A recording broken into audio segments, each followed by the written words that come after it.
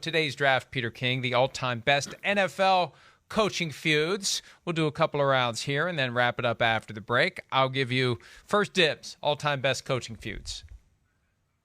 There's never been one like Jerry Glanville and Sam Wyche.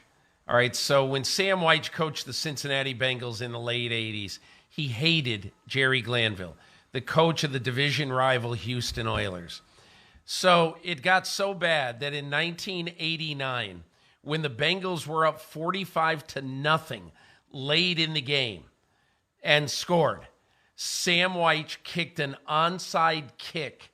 The Bengals recovered, scored again. Then they even scored again. They won the game 61-7. And afterwards, Wyche basically said, I just wish we had more time on the clock so we could have rubbed it in his face a little bit more. That, Mike Florio, is the greatest coaching rivalry in NFL history. But there are plenty of others that are worthy of consideration. I agree with you completely there. The first one that I'm going to go to is the coaching rivalry not between coaches of different teams. And I think Buddy Ryan had a rivalry with everyone that he interacted with, whether he was on the other sideline or his own sideline. But Kevin Gilbride, alumnus of the afternoon PFT show, who once got away with an S-bomb on the air somehow, he took a punch to the face from Buddy Ryan, 1993-ish. That run-and-shoot offense that could score points but not really hold a lead. Buddy Ryan didn't like it. They were both with the Oilers at the time.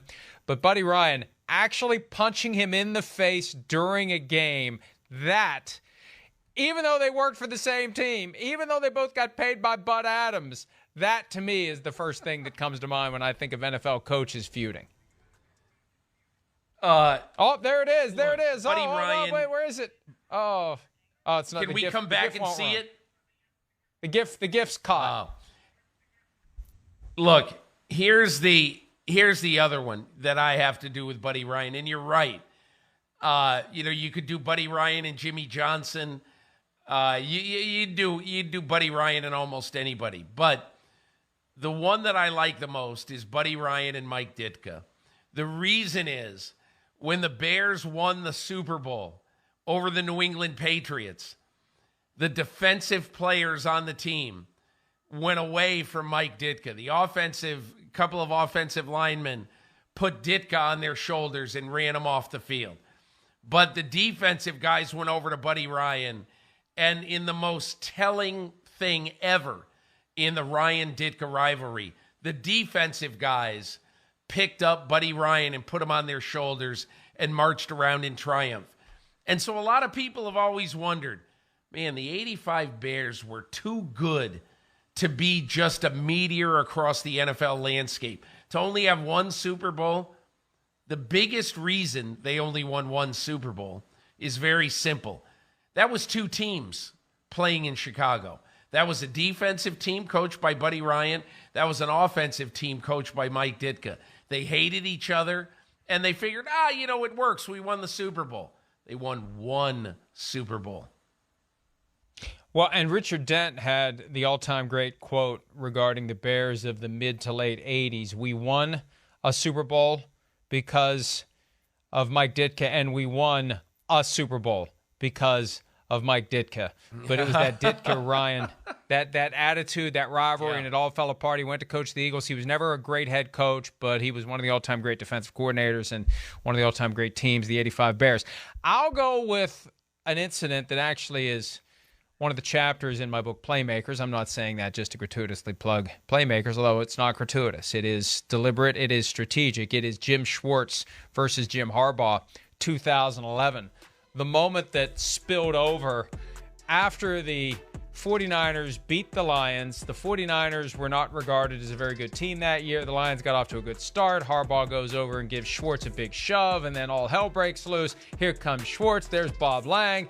Jim Schwartz is saying, hold me back, hold me back, hold me back. Please hold me back because Jim Harbaugh will kick my ass.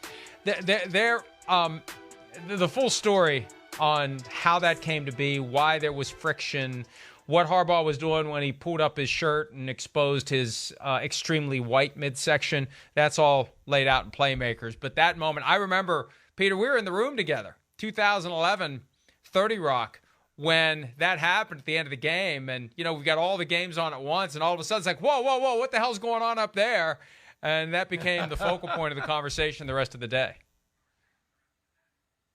Yeah, the one thing I'll always remember about that one, both of those guys are really, really intense. Jim Schwartz always hit it very, very well. Always hit it very well. But he was as intense as Harbaugh was. And just that moment in time, when Harbaugh came over to him and was so demonstrative, Schwartz said, I'm not taking this stuff. And he didn't take it. And that was, you're right, Bob Lang, the PR guy at the time for the Niners, now in Philadelphia. I think Bob Lang might have deserved combat pay, because without him doing that, I think one of those guys would have slugged the other one. Best coaching feud I remember, other than ones we've talked about, is Sam Weich standing up and taking a microphone at Riverfront Stadium in Cincinnati when people were throwing stuff on the field and saying, you don't live in Cleveland, you live in Cincinnati. Sorry. Out of time. Hi, I'm Mike Tirico, and thanks for watching. Make sure to hit subscribe for the latest news and highlights from NBC Sports.